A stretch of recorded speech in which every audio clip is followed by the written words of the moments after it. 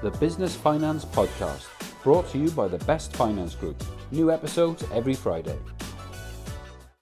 Hello, we're back. It's Series 2 of the Business Finance Podcast. He's Jack Seymour. He's Phil Murphy. Happy New Year. Hope everyone is well. So, how's it going?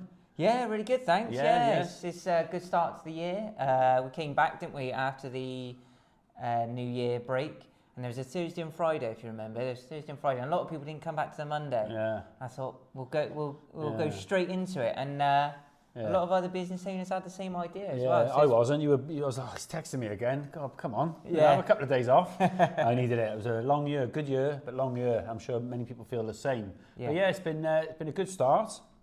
Got some case studies to talk about in a bit. Yeah. So really, this is just a sort of gentle reintroduction to the Business Finance Podcast. We've had over 100 downloads. Brilliant. So we really appreciate that. That's really great. Thank you very much. Yeah. So that we ended Series 1 talking about reviewing costs, reviewing everything.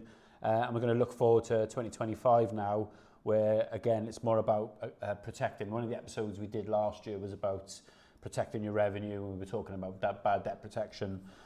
So we're just going to sort of look at, the year ahead, protecting your revenue, protecting your customer base, growing your business, and using business finance to help you grow. And talking a series, I've been deep into the Yellowstone, and I was thinking, God, I'm spending so much time watching Yellowstone. Me and my missus, we've rinsed it for the last 2 months, and I've got a couple of episodes left.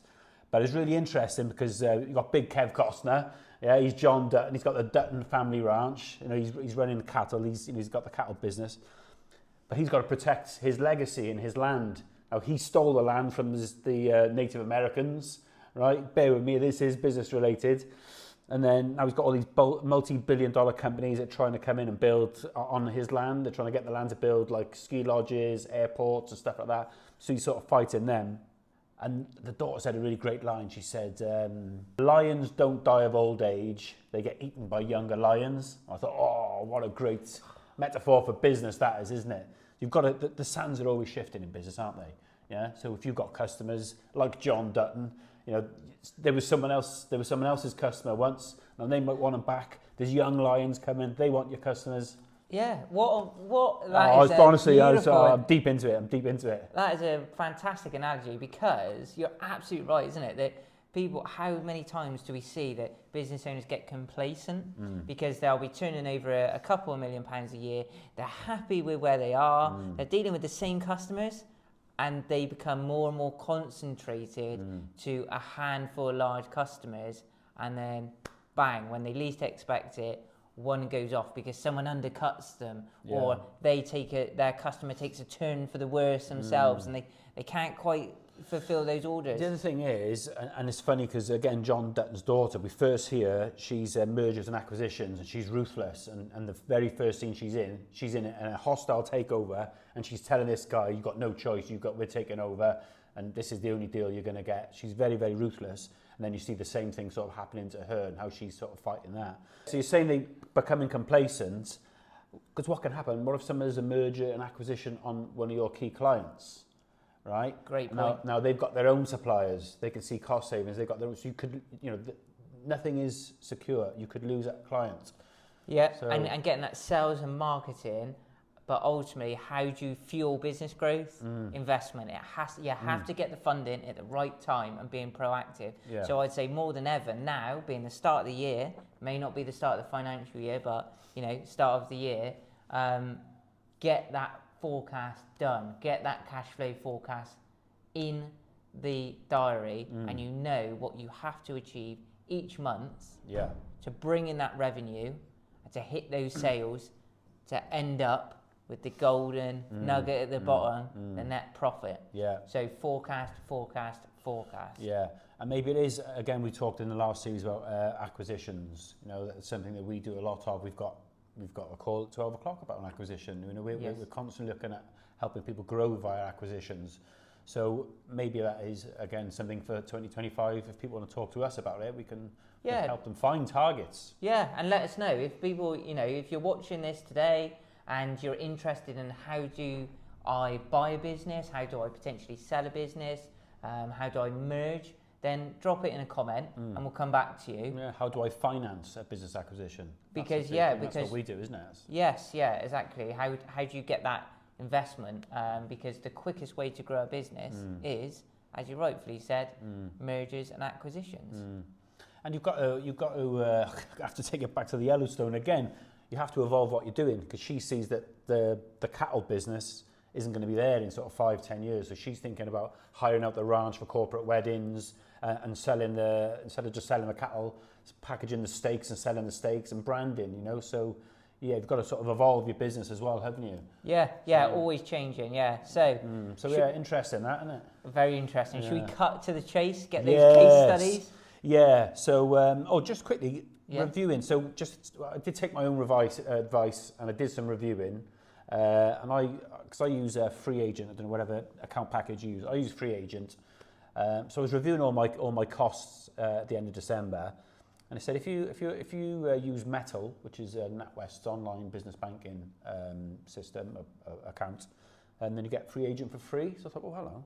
So applied for the Metal account, got it within 24 hours, and then they just switched me to a free account. So I saved like £396. Just by doing a quick review. That's not a fortune, but it all helps, doesn't it? Yeah, free agent for free. Yeah, so review your expenses. So looking at some case studies then, that's what we'll do for now. Do you want to go through one of your case studies? Yeah, with January being corporation tax self-assessment and potentially VAT as well, it's a very difficult time for many business owners. So you can fund corporation tax bill. So we've funded 4 already this month of corporation tax bills. Big help, isn't it? And we've split those over either ranging from 3 months to 9 months being the longest one. And people commonly say to us, oh, can I not get that from HMRC? Potentially, yes, you can get a time to pay. However, you can only get a time to pay a certain amount of times, and it's up to HMRC if they allow you to do that, and they will charge interest as well. So you're better off, in my opinion, getting a corporation tax loan and keeping the revenue happy. And if you really need to lean on them, then you haven't burnt your bridges. So it's been very, very popular. So corporation tax loans is the most common inquiry I've seen. It always keeps you busy this time of year, doesn't it? I've seen this month, yeah. And if someone did go to HMRC and have a time to pay, then depends if they're looking at other forms of finance, and once they open the bonnet and look at your business and see you're in a time to pay, and can that sort of narrow down your pool of funders? Like if you're going for invoice finance, for instance, will some people who are very vanilla, maybe some of the banks, go, ooh, you're in the time to pay. Brilliant point. Absolutely fantastic point. Yes, it's not going to look great, is it? Let's be honest, because if you're up to date with HMRC, it's another tick in a box. If you've got a time to pay, it's not a deal breaker. It can be worked around, but the chances are it's going to add to the risk. And all commercial lending is done off a risk appetite, so that's going to push up the rate. So yes, that is a great point. If you do have a time, if you can circumnavigate not having a time to pay by getting a specialist tax loan, maybe it's worth it. Do it. Not all underwriters are created equal, are they? So some underwriters where your case has landed on the desk of an underwriter, they might be 50-50 on it anyway, and that time to pay might be not quite right for us. Yes, yeah. Not yet. So if you can avoid doing it, great. Yeah, so. And they pay you, one thing to note, the lender pays HMRC direct on your behalf through Go Cardless. So HMRC, the revenue, are not aware. Okay, and so was that an engineering company? So 2 of those were engineering company, a print company, and manufacturing. Yeah, all businesses that have a lot of upfront costs, a lot of the time, a lot of materials to purchase and stuff like that. So it can cause a bit of a squeeze, can't it? Yeah, where cash flow is really key. Cash flow is all about the water in the tap, the blood in your veins. That liquid cash that the business owner can put their hands on there and then. Yeah. Oh, well, that's a brilliant one. So the deal I paid out yesterday was a transport company. Yeah. They'd had a good 2024, but actually they were purchasing, or they didn't want anything on credit. They didn't want any loans. Some people are like that. They will just buy it and we'll grow that way. So they bought 3 trailers, 2 trucks and 2 vans, and they spent £150,000. So what actually happened was they ended the year with a loss, and they bought these extra vans. They started taking on larger companies, larger clients, but now there's like a six-week payment schedule. So now they're finding a lot of their ready available cash has gone. Now they're spending more on these new projects. Same old story. You know, the reserves have gone right down.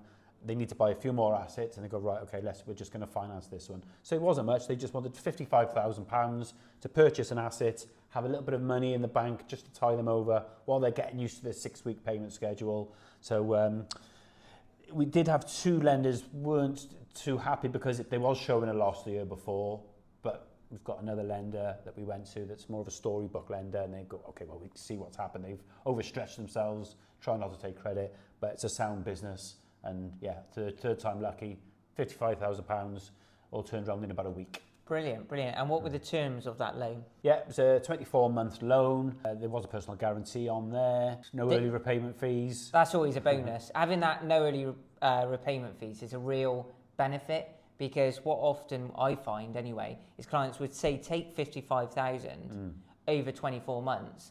They'll put that into the business. It will continue to fuel that growth. And then in 9-12 months' time, they can pay it off. Yeah. I've got one this morning at inquiry. He's got 2 unsecured loans. Now the business is performing really well. It's about £80,000 of debt. They said, how much would it cost me to satisfy them now? Because they were spread over 5 years. We're only a year in. And I said, nothing. Yeah. And you only have paid that interest. Save a lot on interest, wouldn't you? Yeah, you've only paid the interest for the time that you've borrowed it. So it's a huge benefit. Yeah. So there's 2 little case studies to keep us going. And I just touch on really what we're going to try and do more in this series. We're going to try and get some more guests in. We've got a few lined up, so we're just sort of dates and logistics and stuff like that. But yeah, we should have some really good guests. I want to talk about things like, trusts and, SIPs and all these different things. How you build personal wealth as a business owner, and hopefully for you guys and girls watching, that you can not only know the routes to market to fuel your business growth, when your business does grow and as it's growing, if it currently is, how do you build personal wealth and become the most tax efficient? So how do you take the most out in the most tax efficient way? Yeah, exactly. Yeah. It's always stuff that we're always interested in, and these things do change over time with different governments and things like that. We know that there's been quite a few changes already, haven't there, with with all different type of taxes, personal and business taxes. So yeah, it'd be great to maybe have some regular guests doing stuff like that. So this series, we are going to try and get more guests in. So yeah, it'd be something to look forward to, hopefully. Brilliant. We'll leave you there. Thank you for joining us. Sorry about rambling on about Yellowstone, but 3 more episodes to go. 1 tonight, 2 tomorrow, and then we're done. So thanks for joining us. Thank you, Jack. Thank you, Phil. See you on the next one. Thank you for joining us. If you have any commercial finance requirements, please contact us at thebestgroup.co.uk.